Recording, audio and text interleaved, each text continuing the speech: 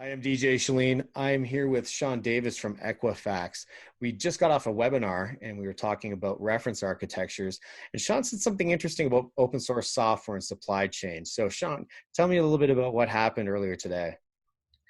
So I was having a conversation with our VP of DevSecOps, and he had brought up an interesting problem that we're trying to solve around, we have around 5,000 plus products across our entire business footprint. One of the challenges we have is each development team has different software products and capabilities that they provide for us. And creating a framework around how we find what the lowest risk of open source software is. So for example, jQuery, right? If we have an older version of jQuery and we're getting ready to go to a newer version, usually the default is, hey, most companies will say, just always use the newest version of a software and it's less dangerous because anything that's been in the past has been fixed in the future. That's my thing. I'm like, don't pin versions. Yes. And a lot of folks are like, what are you doing? What are you talking about?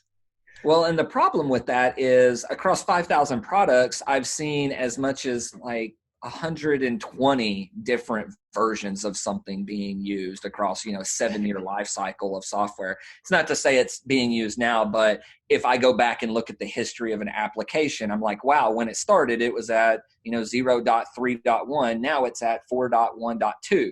And that's 128 different versions since then. And everyone else in the business uses it. They may have different versions of the software. So the challenge we had was we did some research and we found that going to the latest version of software is not always the safest. So when we use certain tools, they give us risk codes around this software has a risk code of 2 on a scale of 1 to 10, 10 being the worst, right? So we may have software that's currently at a risk of 3. And they need to upgrade to the latest and greatest because they're 3 or 4 versions behind, and we'll use jQuery as an example. Well, we found, when I go to the latest and greatest version, there's an actual open CVE on the latest version of jQuery. So now it goes to a score of 10. We're inherently making the software less secure. So what we want to do is say, no, we'll stay on this version until the new software version. So we put something in the pipeline that says, check the version of the code prior to the commit and check the version of the code in the manifest of what it's going to look like post commit. And if the score or the risk score is higher, fail the build and let the developer know that you're moving to a more dangerous platform or version of the code, right? That has its own inherent problems as well. So if you have to go from like jQuery 3 to jQuery 4, Jackson data bind, whatever thing it is, whatever your platform is, they don't always translate equally, right? There's huge overhauls between major versions sometimes. So someone may have just spent a great deal of technical debt in fixing it to get it to version 4 and then find out afterwards, hey, now version 4 is less secure and that build is going to fail.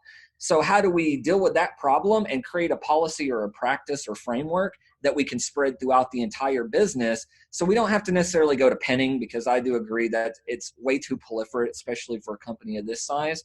But how do we always ensure we're trying to use the safest versions of the code, even if it's not the most recent version of the code? Does that make sense? That's an interesting approach, just like trying to figure out that problem, because when you have all those versions all over the place, that's one thing. So, and then managing them is another thing.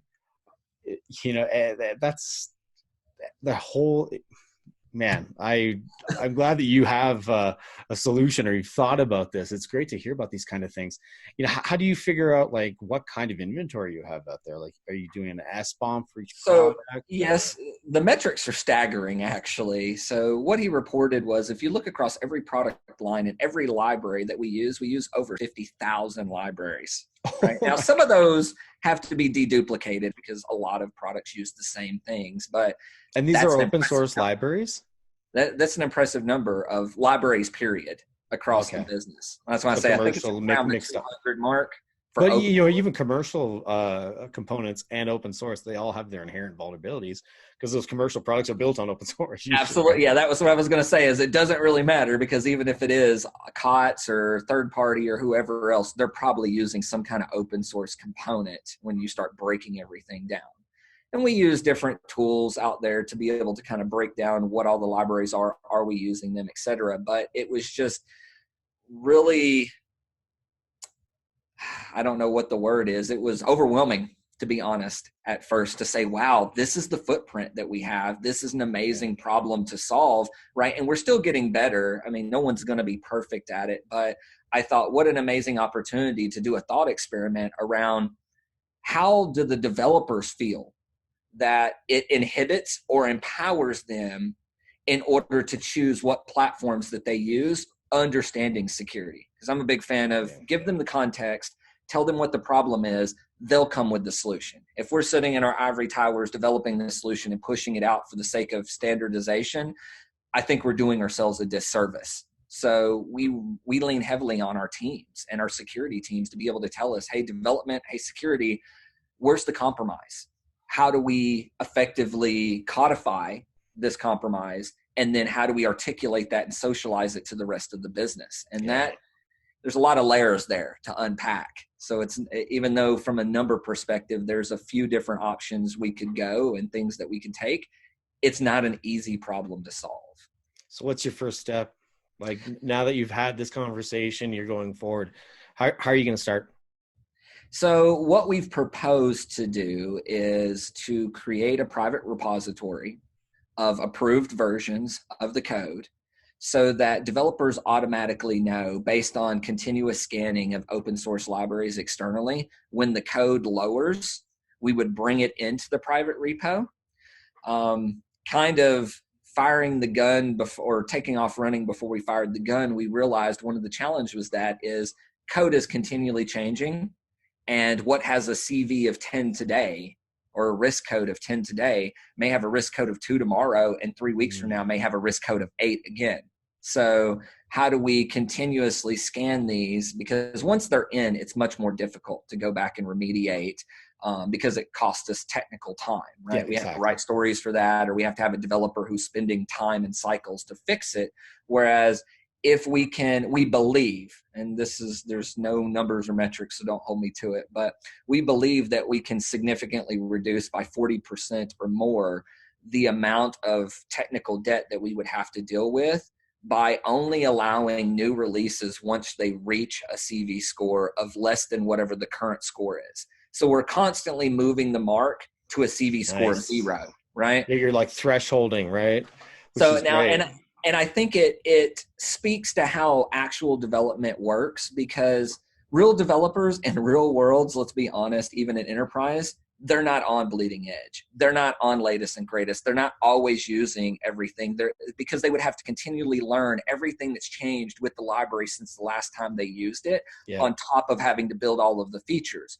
So by saying we'll maintain whatever library has the lowest score at any given time. So if tomorrow it changes to an 8 and you want to move to 4.2.1 and it's got a 6, then you're allowed to do that, because technically we're still moving to safer code. And I think that gives our customers at least the respective understanding that we're trying to be dynamic in our security, but at the same time giving our developers the flexibility to continue to propagate and grow and what's the word I'm looking for, upgrade their software to whatever the closest, latest, and greatest is at the pace that's comfortable for them. So it strikes a good balance, because there is no, if we go straight to whatever the latest is, there's always going to be inherent securities. If we go with what the development team is, we have too much proliferation in the business. So I think it's striking a really great compromise. And, the teams have done a great job of coming up with this solution. So we're getting ready to pilot that to see how it works.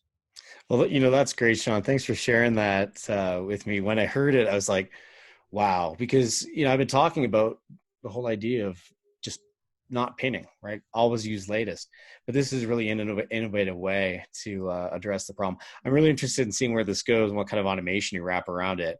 I wanted to keep this really short so that we could just do a bite-sized snack of what you're dealing with. But looking forward to hearing some of the outcomes of this. And I know we'll keep in touch, and we always chat about these kind of things. So good luck with that. I can't wait to hear the results. Sean, great talking to you today. I appreciate it. Thanks for having me, DJ.